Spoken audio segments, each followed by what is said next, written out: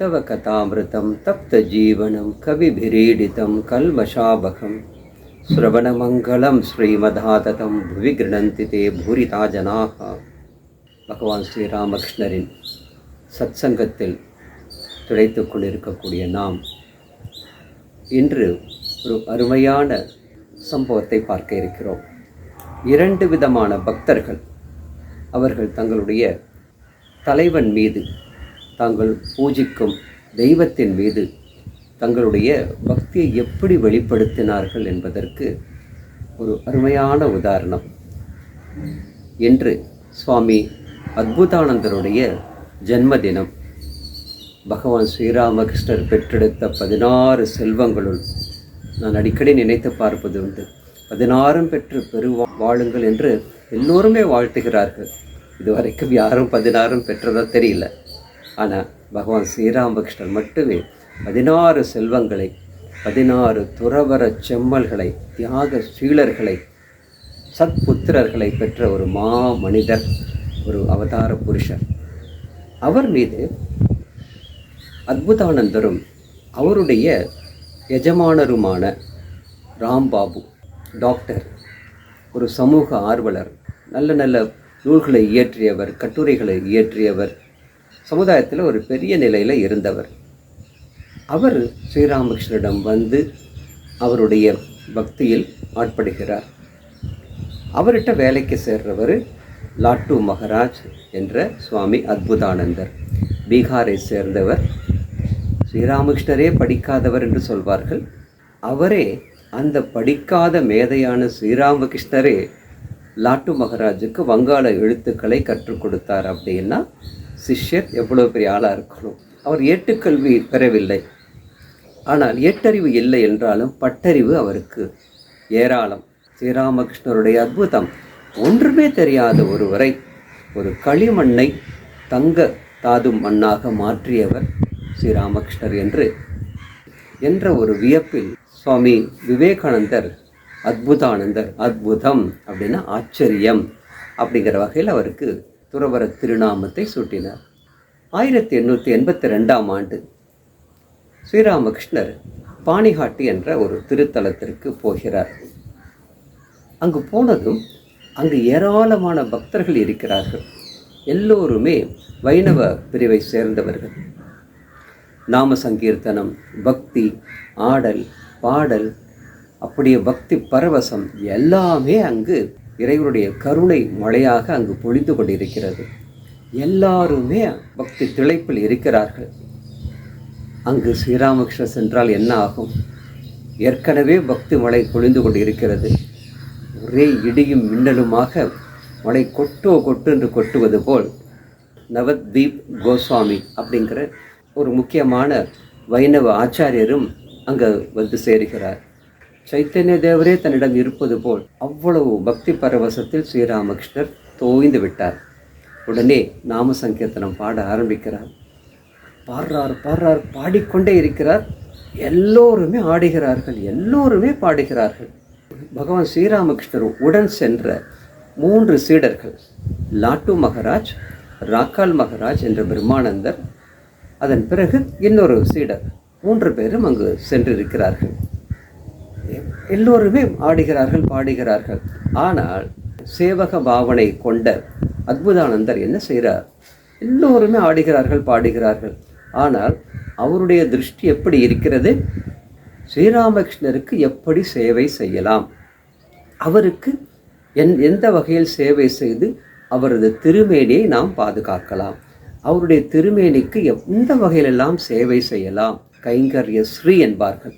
அந்த கைங்கரிய ஸ்ரீயில் அவள் திளைத்து கொண்டிருக்கிறார். எல்லோருமே பரவசத்தில் தன்னை இழக்கும் போது ஸ்ரீராமகிருஷ்ணரிடத்தில் தன்னை இழந்தவர் சுவாமி அத்புதானந்தர் என்ற லாட்டு மகராஜ். ஆடுகிறார்கள், நாம சங்கீர்த்தனம் செய்கிறார்கள், பக்தி கண்ணீர் வடிக்கிறார்கள். எல்லோருமே அப்படி செய்யும் போது லாட்டு மகராஜின் எஜமானனான ராம்பாபு அவரும் ஆடுகிறார், பாடுகிறார். நீண்ட நேரம் நடக்கிறது. லாட்டு மகராஜ் பார்க்கிறார், ஸ்ரீராமகிருஷ்ணரே அப்படி கவனித்து பார்த்து கொண்டிருக்கிறார். அவருடைய சிந்தனை எப்படி செல்கிறது?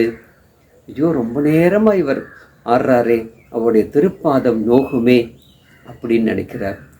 அவருக்கு உடம்பெல்லாம் வேர்வை வருகிறது, துடைக்கணுமே நினைக்கிறார். அவர் பாடுகிறார், ரொம்ப நேரம் பாடுறார். அவருக்கு தொண்டை வற்றி போகிறது.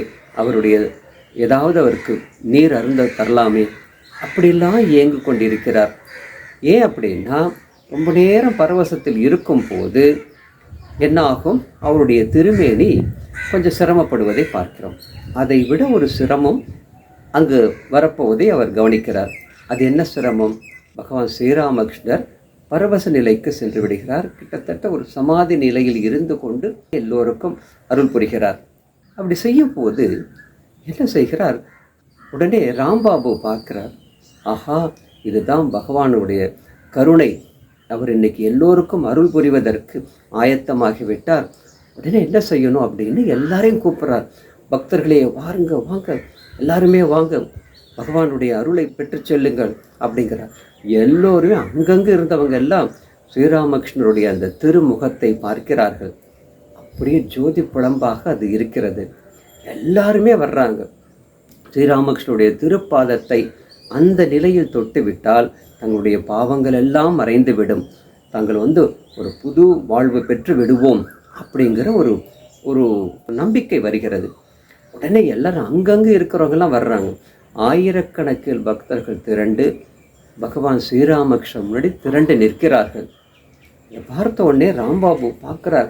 எல்லாருமே காலில் விழுந்து அவருடைய திருமண்ணை எடுத்துக்கொள்ளுங்கள், நெற்றியில் தடவிங்க அப்படியெல்லாம் சொல்கிறார்.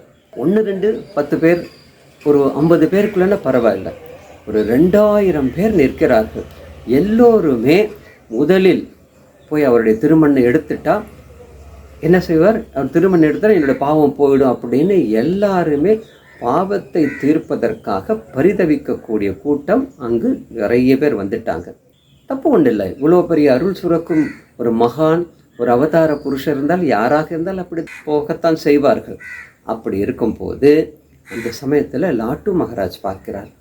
அடடா, இப்படியே போச்சுன்னா பகவான் ஸ்ரீராமகிருஷ்ணர் இந்த சமாதி நிலை சென்ற பிறகு அவர் ஒரு இயல்பு நிலைக்கு திரும்பும் போது அவர் இந்த பக்தர்கள் அவருடைய பாவங்களுக்காக, அவருடைய கர்ம வினைகளுக்காக அவர் கஷ்டப்படுவார். உடம்பெல்லாம் நெருப்பு மாதிரி அவருக்கு தகிக்க ஆரம்பிக்கும். கங்கை நீரை குடங்குடமாக போட்டு பாதத்தை அவர் கழுவ வேண்டும். அப்படி கழுவினால்தான் அவருடைய அந்த தகிக்கும் தன்மை குறையும். அதன் பிறகு அவர் ரொம்ப கஷ்டப்படுவார். என்னால் அது பார்க்க முடியாது. சீடர்கள் எல்லாம் ரொம்ப வருத்தப்படுவாங்க. ஏன் இவ்வளோ பேருடைய பாவத்தை ஏற்க வேண்டும் அப்படின்னு அங்கெல்லாம் யோசிப்போம் அப்படின்னு லாட்டு மகாராஜ் யோசிக்கிறார். யோசித்து பின்னாடி தன்னுடைய குருதேவர் ஸ்ரீராமகிருஷ்ணர் கஷ்டப்படக்கூடாது என்பதற்காக கொஞ்சம் கொஞ்சமாக அவரை மெல்ல மெல்ல சுவாமி வாங்க போகலாம் அப்படின்னு அப்படியே கொண்டு செல்கிறார். ஏன்னா இல்லைன்னா மக்கள் கூட்டம் வந்து கொண்டே இருக்கு. எப்படியா தடுத்து அவர் கொண்டு போய் ஒரு தனி அறையில் அமர்த்து விடலாம் அப்படிங்கிறது அவருடைய திருமேனிக்கு எந்த கஷ்டமும் வரக்கூடாது. இது சீடரான லாட்டு மகாராஜுடைய நோக்கம். லாட்டு மகாராஜுடைய எஜமானரான ராம்பாபு என்ன நினைக்கிறார்? பகவானுடைய கிருபை என்றைக்கும் இல்லாமல் இன்னைக்கு அதிகமாக வெளிப்பட்டிருக்கு. இந்த கருணை, இந்த அருள் எல்லோருக்கும் கிடைக்க வேண்டும் என்பது அவருடைய நோக்கம். அதனால் எல்லாரையும் கூப்பிடுறார். உடனே லாட்டு மகாராஜ் உள்ளார கொண்டு போக பார்க்கிறார். ராம்பாபு அவரும் பக்தர், துறவர பக்தர், ஒருவர் இல்லற பக்தர். ராம்பாபு பார்க்கிறார். லாட்டு மகாராஜ் உள்ளார கொண்டு போகிறத பார்த்துட்டு, அவர் வீட்டில் வேலை செய்கிறவர் இல்லையா, லாட்டு அப்படி செய்யாத, அவர் எங்கே இருக்கட்டும், ஜனங்கள் எல்லாம் அவருடைய பாத தூளியை ஏற்கட்டும் அப்படிங்கிறார். லாட்டு மகாராஜுக்கு ஒரே கஷ்டமாயிடுது. எஜமானன் பேச்சை கேட்பதா அல்லது தன்னுடைய குருவும் தெய்வமுமான ஸ்ரீராமகிருஷ்ணனுடைய திருமேனியை பாதுகாப்பதா? இந்த ஒரு சின்ன போராட்டம் அவருக்கு வருகிறது. உடனே என்ன செய்கிறார்? குருதேவரை அப்படியே பார்க்கிறார். ஒருவேளை 2 பேரும் எப்படி தங்களுடைய பக்தியை வெளிப்படுத்துகிறார்கள் என்று ஸ்ரீராமகிருஷ்ணர் நமக்கெல்லாம் காட்டுவதற்காக அப்படி அமைதியாக இருந்தாரோ தெரியாது. அப்போது அவருக்கு கிடைத்த தெளிவு என்னவென்றால், எது எப்படி இருந்தாலும் குருதேவருடைய திருமேனி பாதுகாக்கப்பட வேண்டும். அவர் கஷ்டப்படுவது நம்மால் சகிக்க முடியாது. அவர் கஷ்டப்படக்கூடாது என்பதற்காக என்ன செய்கிறார், தன்னுடைய எஜமானன் சொன்னதை கூட புறக்கணிக்கிறார். புறக்கணித்து விட்டு லாட்டு மகாராஜும் இன்னொரு சீடரும் சேர்ந்து அப்படியே மெல்ல மெல்ல கொண்டு போகிறார்கள். இந்த இடத்தில் ஒரு நல்ல பக்தரான ராம்பாபு செய்ததை கவனிக்கணும். அவர் பார்க்குறார், நீ கூட்டிகிட்டு போறியா அப்படின்னு கோபித்து கொள்ளாமல், அவருடைய மனநிலை அவருக்கு தெரியும், லாட்டுவின் மனநிலை அவருக்கு தெரியும். உடனே என்ன செய்கிறார், அவரை தடுக்கவில்லை. அவர் என்ன செய்கிறது, ஒரு பக்கம் ஏராளமான பக்தர்கள் இருக்கிறார்கள், வாழ்க்கையில் எந்த விதமான உயர்ந்த லட்சியங்கள் இல்லாமல் சாதாரண நிலையில் இருக்கக்கூடியவர்கள் இப்படி தவிக்கிறார்கள். இவர்களுக்கு பகவான் ஸ்ரீராமகிருஷ்ணருடைய அருள் ஒரு துளி கிடைத்தால் கூட போரும், அவர்கள் பெரிய நிலைக்கு வந்து விடுவார்களே என்ற ஒரு பேர் உள்ளம் அவரை என்ன செய்கிறது என்றால் ஆச்சரியமாக இருக்கும். ஒரு பக்தர் தெய்வத்தின் திருமேனியை பாதுகாப்பதற்காக துடிக்கிறார், செயல்படுகிறார். இன்னொரு பக்தர் அந்த அருளை எல்லா பக்தர்களுக்கும் கிடைக்க வேண்டும் என்பதற்கு பாடுபடுகிறார். உடனே லாட்டுவை தடுக்கவில்லை. அப்படியே குருதேவர் மெல்ல மெல்ல அந்த கூட்ட நெரிசலில் இருந்து கொஞ்சம் கொஞ்சமாக அப்படியே மேலே போகிறார். ஸ்ரீராமகிருஷ்ணருக்கு இது எதுவுமே தெரியாது, அவர் பரவச நிலையில் இருக்கிறார். உடனே ராம்பாபு ஸ்ரீராமகிருஷ்ணரின் திருப்பாதங்கள் முன்பு மண்டியிட்டு வணங்குகிறார். ஸ்ரீராமகிருஷ்ணன் அப்படியே நிற்கிறார். அங்கு பக்கத்தில் இருக்கக்கூடிய அவர் காலடியில் இருக்கக்கூடிய மண்ணை எல்லாம் திரட்டி ஸ்ரீராமகிருஷ்ணனுடைய அந்த பாத தாமரை அதோட அடியில் அப்படியே அந்த மண்ணை லேசாக தேய்க்கிறார். இந்த பக்கமும் தேய்க்கிறார். 2 கையளவு இருக்கக்கூடிய அந்த மண்ணை அப்படியே எடுத்து சாதாரண மண்ணாக இருந்ததை திருமண் ஆக்கியது. அப்படியே ஆக்கிட்டு என்ன செய்கிறார், அந்த மண்ணை எடுத்துட்டு உடனே குருதேவர் போக ஆரம்பிக்கிறார். லாட்டு மகாராஜும் ராக்கால் மகாராஜும் அப்படியே கொண்டு போகிறதுக்கு முயற்சிக்கிறாங்க, கொண்டு போயிடுறாங்க. ஸ்ரீராமகிருஷ்ணன் அப்படியே மேலே மேலே தனி அறைக்கு கொண்டு போயிடுறாங்க. இந்த மண்ணை எடுத்துக்கொண்டு ராம்பாபு அங்கே இருக்கக்கூடிய பக்தர்கள் எல்லாமே, வா, இது ஸ்ரீராமகிருஷ்ணனுடைய திருப்பாத தூளி, இதனை எடுத்துக்கோ, உன்னுடைய வாழ்க்கை நிச்சயமாக ஆன்மீகத்தில் நிச்சயமாக நீ உயர்வாய், பகவானுடைய ஸ்ரீராமகிருஷ்ணனுடைய அருள் இன்றிலிருந்து உனக்கு அபரிமிதமாக பெருகும் அப்படின்னு திருமண், அந்த திருமண்ணை எடுத்துக்கொண்டு எல்லாருக்குமே பிரசாதமாக அப்படி எல்லாருக்கும் கொஞ்சம் கொஞ்சம் கொஞ்சம் அப்படியே கொடுத்துட்டே போகிறார். ஸ்ரீராமகிருஷ்ணன் அழைத்து கொண்டு லாட்டு மகாராஜ் அப்படியே திரும்பி பார்க்குறார். ராம்பாபு எவ்வளோ பெரிய பக்தர், எவ்வளோ பெரிய விசுவாசம் அவருக்கு இருக்கிறது.